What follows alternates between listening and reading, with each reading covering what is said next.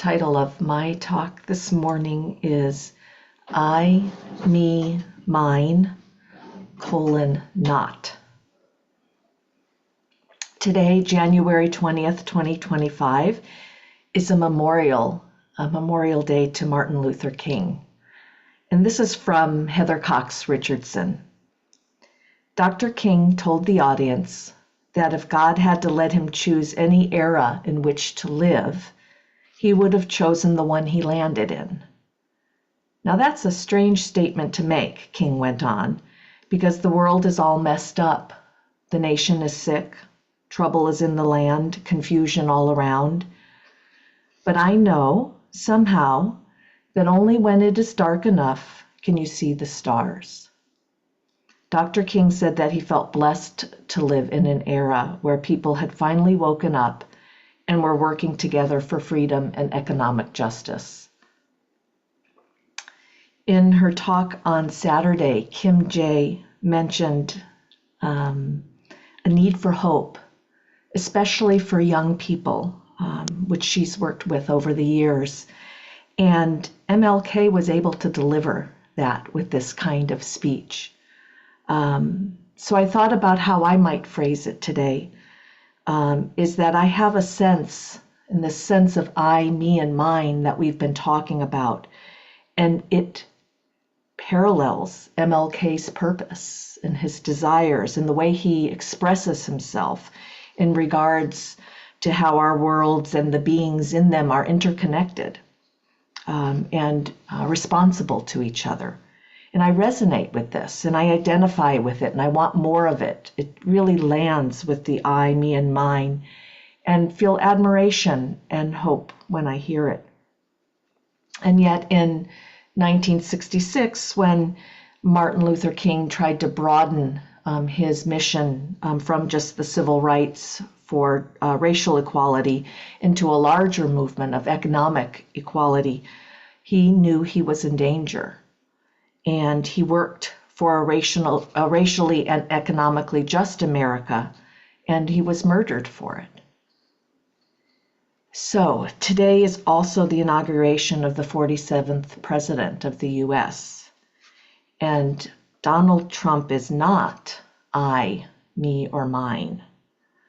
The voice and the purpose that I hear is not what I want or agree with, not in the way he uses his power through his voice, his speech, his intentions. They're really in direct opposition to the Eightfold Path, which we teach as a guide for developing and cultivating ethical intentions, ethical speech, ethical actions. And by the way, this is not solely my, not I, me, or mine. This is a mouthful, I know, but this is the teaching of, that's another way of looking at it. It's not mine that it's not. It's a group of us. There are a lot of not me or mine, people who don't identify with this agenda. So our work is going to be different from celebrating today, different from supporting. It could be something like skillful opposition or appropriate non-compliance. It could be, useful speech and giving voice and taking actions that counter the harm that's generated from Donald Trump's normalizing abuse, is how I would put it. And that's where I thought, okay, what am I calling abuse? Looked it up. To speak in an insulting and offensive way about something or someone. To use someone, something, situation to a bad effect or for bad purpose, to misuse it with cruelty or violence. So this is a stream I don't want to enter, and making it okay or encouraging it, glorifying it. We have some agency around this. So I was thinking it's another way to look at not I, me, or mine is going against the stream of normalizing harmful trends or of harmful trends being normalized. And I was using, in writing this talk and thinking about it, I was using the word normalizing it, normalizing abuse, normalizing harm. And I just wanted to pause and ask myself, what do I mean by that? What do I mean by normalizing? And, general kind of idea of making something a standard, making it okay or appropriate. But there's a way that when something gets normalized, I feel like I don't have the choice to think differently, to feel differently, to see more nuance. It really shuts me down when something's normalized. And at times it can even render me powerless and think that I don't have agency.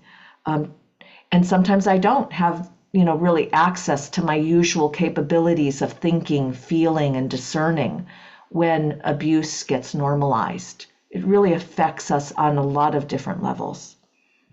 So our practice of reflective meditation gives us multiple chances to look at abuse histories from homes, from workplaces, from our politics, spiritual leaders, everything in between, where we see it in our culture, within our experiences, and learn from those histories in the era that we're in now, from where we stand now, and to give where we stand now some kindness and care to those histories. And I'll reference really all of our DOM teachers, our daily online meditation teachers here, that give care and kindness and curiosity to their experiences.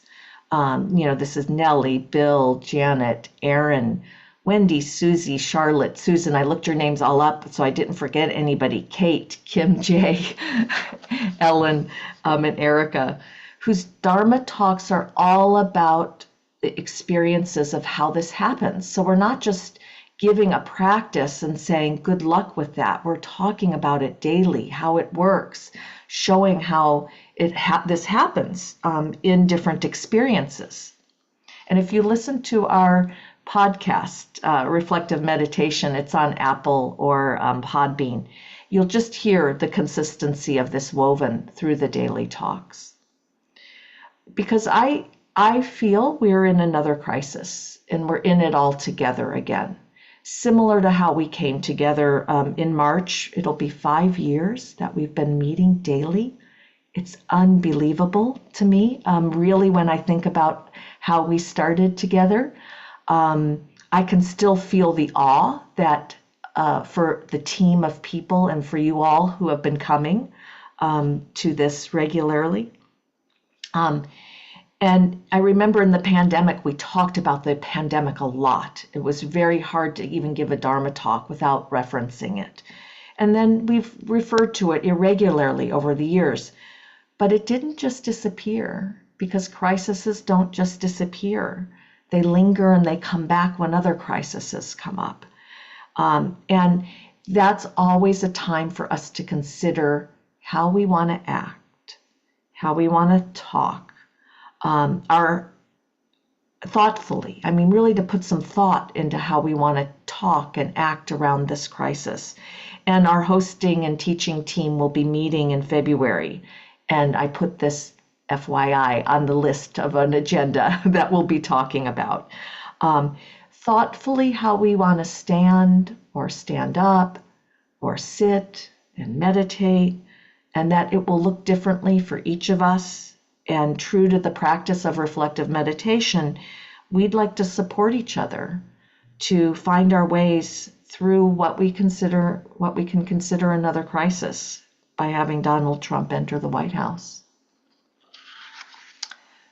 Okay, I'll end here. We'll meditate for 20 minutes today.